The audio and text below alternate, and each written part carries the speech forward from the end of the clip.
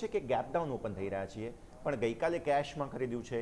આપણે જોઈ રહ્યા છીએ પીસીઆર નિફ્ટીનો એક્સ્ટ્રીમ શોર્ટ તરફ છે. તો આ સ્થિતિમાં આમ તો શોર્ટ કવરિંગ થવું જોઈએ, અને લોંગ શોર્ટ રેશિયો પણ એવું જ કહે છે, કેમ કે 11.5નો લોંગ શોર્ટ રેશિયો છે અત્યારે એફઆઈઝનો. તો આઈડિયલ સ્ટેટમાં તો આ શોર્ટ કવરિંગની રેસિપી બને છે, પણ ઓપન આપણે ગેપ ડાઉન થઈ રહ્યા છે all thanks to strait of હોર્મુઝમાં જે તણાવ વધ્યો તે. જી બિલકુલ, યસ. Good morning. આપણે જોઈએ તો જે રીતે હવે ગઈકાલે પણ તમે જો માહોલ તો બહુ જ સરસ હતો. એક ટાઈમે 250 પોઈન્ટથી પણ સરસ તેજી આપણને નિફ્ટીમાં જોવા મળી હતી, પરંતુ થઈશું ઉપલા સ્તરથી પ્રોફિટ બુકિંગ આવી. હવે આજે ફરી તમે નેગેટિવ ઓપનિંગના સંકેત છો, એટલે કે ગઈકાલનો લો છે એ આજે તમે બ્રેક કરી જશો. તો હવે એવા સંજોગોમાં જ્યારે નેગેટિવ ઓપનિંગ થઈ છે, તો ઓપનિંગ બાદ હવે તેજી આવે તો શું કરું અને વધારે મંદી આવે તો શું કરું, હવે એ સમજીએ આપણે. ખાસ કરીને નિફ્ટીનો પહેલાં ડેલી ચાર્ટ સ્ક્રીન ઉપર લઈને આવો. યાદ છે અહીંયા આપણે 24,000 લેવલ છે, ગઈકાલે તમને કીધું બહુ ઇમ્પોર્ટન્ટ લેવલ છે. 24,000 આપણે રિસ્પેક્ટ આપીશું. ગઈકાલે આપણે આ વસ્તુ કીધું. ગઈકાલનો લો હતો 24,004. હવે આજે ક્લોઝિંગ કેટલું છે તમારું? 24,119. જો ગિફ્ટ નિફ્ટી 130 150 પોઈન્ટ કમજોરીના ઓપનિંગના સંકેત છે. અગર જો એ પ્રમાણે થઈશું તો કાં તો એક્ઝેક્ટલી 24,000 તો 24,000 સ્લાઇડ ડાઉન આપણે અહીંયા ઓપનિંગ થઈશું. સો પહેલાં આજે ઓપનિંગ બાદ 24,000નું લેવલ છે એને રિસ્પેક્ટ આજે પણ હું એ જ કહીશ, એને આપીશું. શરૂઆતમાં 20-30 મિનિટ આપી દઈશું. જો 24,000 નીચે વારંવાર રહે છે આપણને ઇન્ડેક્સ, ત્યાંથી તમે જો ખરીદારી થઈને ઉપર કમબેક નથી આવતું, અગર જો ઉપર ઓપનિંગ થાય છે તો વારંવાર જો નીચે તૂટે છે, ઇનશોર્ટ જો 24,000 નીચે વારંવાર જાય છે તો પછી થોડું વીકનેસ વધારે વધી શકે છે. તો 24,000નું લેવલ છે એને આપણે રિસ્પેક્ટ આપીશું. 24,000 ઉપર જો કમબેક કરે છે કાં તો એની ઉપર અડધો કલાક ટકે છે તો પછી ગઈકાલનું જે પ્રોફિટ બુકિંગ આવ્યું આજે જે નેગેટિવ ઓપનિંગના છે એ પછી શોર્ટ કવરિંગ આપણને પોસિબલ છે. સો 24,000 મેકો બ્રેક તરીકે લઈને ચાલીશું. જો એની ઉપર સસ્ટેન થાય છે તો ઓલ ગુડ. અગર નથી થતું, વારંવાર નીચે તૂટે છે, તો એવા સંજોગોમાં પછી આપણે એક સ્ટ્રોંગ જે છે 23,800 આને આપણે રિસ્પેક્ટ આપીશું. 23,800 આ લેવલ છે કે જે છેલ્લા 2 અઠવાડિયાનો લો છે. એટલે કે આ તમે જો શુક્રવારનો લો લાસ્ટ ટુ લાસ્ટ વીક અને આ લાસ્ટ વીકનો ગુરુવારનો લો જે આવતો 23,800. સો અહીંયા આવા આજે જ્યારે તમે ગેપડાઉન ઓપનિંગ થવાના છો, લોવર લો બનવાના છો, તો એ બધા સંજોગોમાં હવે 24,000 લેવલ ઓપનિંગ બાદ વોચ કરીશું. અને જો વધારે વીકનેસ આવે છે તો એવા સંજોગોમાં 23,800 આ એક સ્ટ્રોંગ સપોર્ટ છે કે જેને નીચે જશે તો માર્કેટ વીકનેસ પછી આવી જાય. 23,800 નીચે પછી 23,555 પણ પોસિબલ છે. અગર જો 23,800 નીચે ડેલી કેન્ડલમાં ક્લોઝ આવી જાય તો 23,500 પણ પોસિબલ છે. સો અહીંયા 24,000 ઓપનિંગ બાદ વોચ કરીશું. વીકનેસ જો વધારે આવે છે તો 23,800 આ એક યુટર્ન માટે આપણે અહીંયા વિચાર કરીશું. તો આ વાત થઈ ગઈ નીચેની તરફ સપોર્ટમાં. હવે તેજીની વાત કરીએ તો તેજીમાં 24,000 ઉપર પહેલાં તો ટકવું જરૂરી છે, અને જો ટકીએ છે તો પછી ઉપર 24,185 આ તરફની પહેલ શક્ય છે, કારણ કે જ્યાં આવે છે 50 દિવસની એક્સપોનેન્શિયલ મૂવિંગ એવરેજ. સો 24,000થી 24,185 આ તમારો એક રેઝિસ્ટન્સ છે. સો ક્લિયર? 200 પોઈન્ટ છે. 24,000 એ તમારો છે સ્ટ્રોંગ મેકો બ્રેક લેવલ. 24,185 24,200 છે એ તમારો રેઝિસ્ટન્સ એરિયા, અને 23,800 જે તમારો સ્ટ્રોંગ સપોર્ટ એરિયા છે. સો આ 400 પોઈન્ટની રેન્જ છે. માર્કેટ એની અંદર કન્સોલિડેટ થશે. એની ઉપર યા નીચે જઈશું તો પછી માર્કેટ એક નવી દિશા પકડશે. કારણ કે તમે જોઈ જ રહ્યા છો ચાર્ટ ઉપર, તમે જો આ છેલ્લા 7 ટ્રેડિંગ સેશનથી આપણે આ રેન્જમાં છે. નીચે 23,800 અને ઉપર તમે જો તો 24,200થી 24,250 આ મોમેન્ટમ છે કે જે આપણને છેલ્લા કેટલાય દિવસથી જોવા મળી છે. અને આ 50 ડેમાં છે ને બહુ સ્ટ્રોંગ રેઝિસ્ટન્સ છે. કેમ હું તમને કહું છું, તમે જુઓ તો છેલ્લા આ ટ્રેડિંગ સેશનમાં આપણે 5 વખત ત્યાં એટેમ્પ કર્યા. 1 વખત, 2 વખત, તમે જો એમાં 3 વખત, 4 વખત ને 5 વખત. 5 વખત તમે એની ઉપર તો ગયા, પરંતુ ક્લોઝિંગ એની નીચે આવો છો. મતલબ કે એ જે 24,185 200નું જે લેવલ છે એ સ્ટ્રોંગ રેઝિસ્ટન્સ છે. સો એની ઉપર જઈશું પછી વન વે તેજીની અપેક્ષા રાખવી જોઈએ.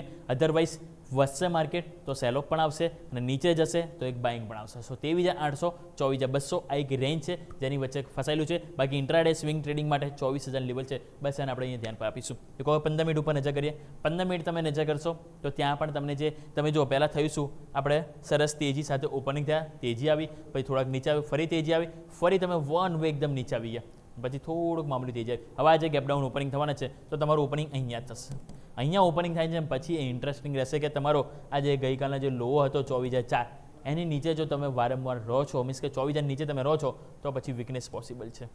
અને જો ત્યાં અટકી જાઓ છો તો પછી વાંધો નથી. ઇવન એક સપોર્ટ તમે આ પણ લઈને ચાલો છો 23,950.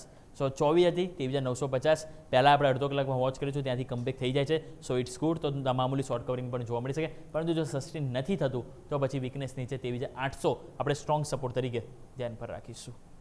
ક્લિયર? આવો હવે ઓપન ઇન્ટરેસ્ટ કરી લઈએ.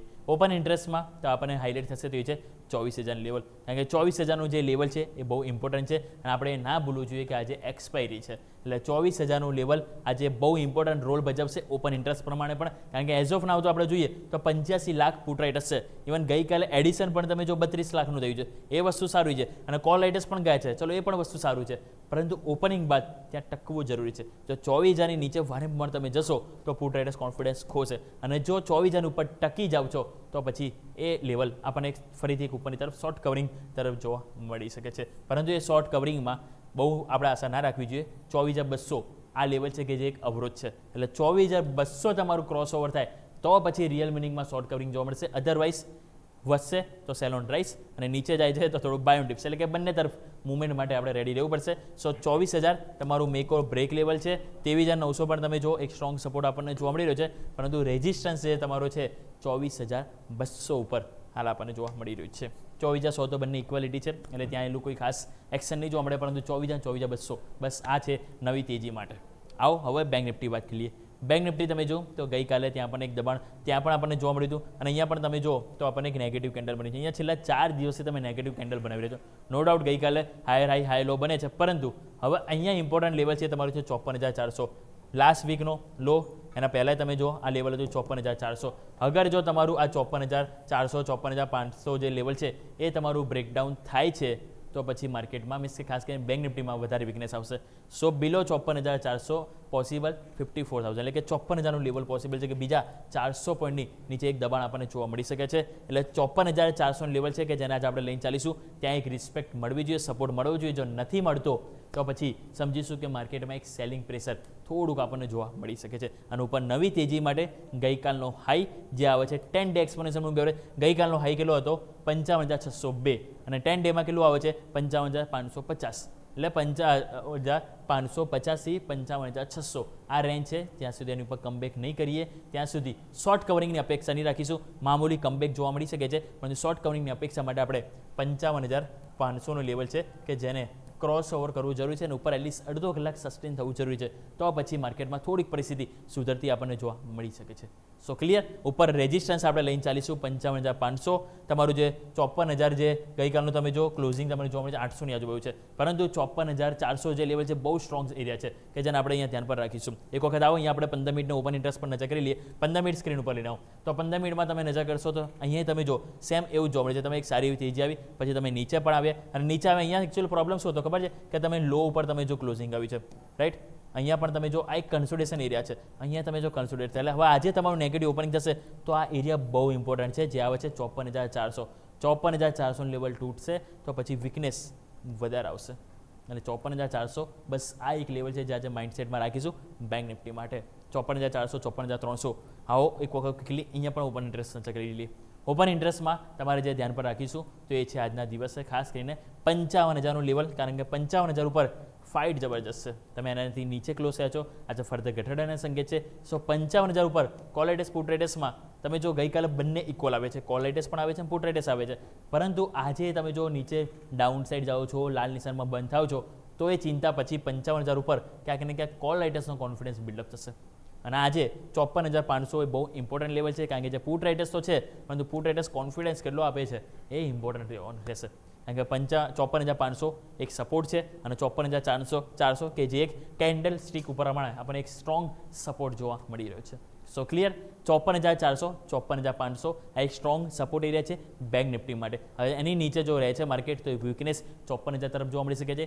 સેમ વે બેંક નિફ્ટીમાં અહીંયા આપણે ઉપરની તરફ 55,000 ઉપર કમબેક આવવું જરૂરી છે, અને ઉપરની તરફ તમારું જે લેવલ છે એ છે 55,500. શોર્ટ કવરિંગની અપેક્ષા એની ઉપર આપણે રાખીશું. સેમ વે નિફ્ટીમાં 24,200ની ઉપર શોર્ટ કવરિંગની અપેક્ષા રાખીશું. એક સ્ટ્રોંગ રેઝિસ્ટન્સ એરિયા છે, ત્યાંથી મલ્ટિપલ ટાઈમ્સ આપણે એક પાછું આવ્યું છે. 24,000 તમારું મેક ઓર બ્રેક લેવલ છે, અને 23,800 એક સ્ટ્રોંગ સપોર્ટ તરીકે આજે આપણે લઈને ચાલીશું. યસ. ઓકે, તો આ સેન્ટિમેન્ટ અને સંકેતો છે કે જેના પર નજર રહેશે. યોમિક, આભાર આપનો અમારા સાથે જોડાવા માટે થઈને.